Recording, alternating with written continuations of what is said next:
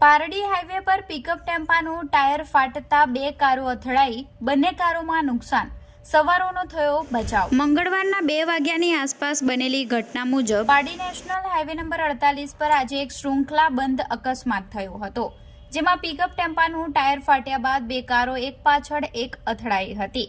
સદનસીબે કોઈ જાનહાનિ થવા પામી ન હતી, પરંતુ બંને કારોમાં ભારે નુકસાન થયું હતું। મંગળવારની બપોરે વાપી તરફ પાઇપો ભરીને પિકઅપ ટેમ્પો નંબર GJ09Z 7667 જઈ રહ્યો હતો, ત્યારે પારડી નેશનલ હાઈવે નંબર 48 4 રસ્તા બ્રિજ પર પહોંચતા અચાનક ટાયર ફાટી ગયું હતું। પરિણામે ટેમ્પો હાઈવેના મુખ્ય માર્ગ પર અટકી પડ્યો હતો અને ટેમ્પાના ડ્રાઈવરે મેઇન ટ્રેક પર જ ટાયર બદલવાની તૈયારી કરી રહ્યો હતો, જે દરમિયાન ત્યાંથી પસાર થતી અર્ટિગા કાર નંબર GJ15CL 4381ના ડ્રાઈવરે ટેમ્પો જોઈ તાત્કાલિક બ્રેક લગાવી હતી, પરંતુ પાછળથી પૂરપાટ ઝડપે આવતી કિયા કાર નંબર GJ15CL 9188ના ડ્રાઈવરે સમયસર વાહન કાબૂમાં ન રાખતા કિયા કાર સીધી અર્ટિગા પાછળ ધડાકાભેર અથડાઈ હતી। અકસ્માતના કારણે હાઈવે પર થોડીવાર માટે ટ્રાફિક ધીમો પડ્યો હતો।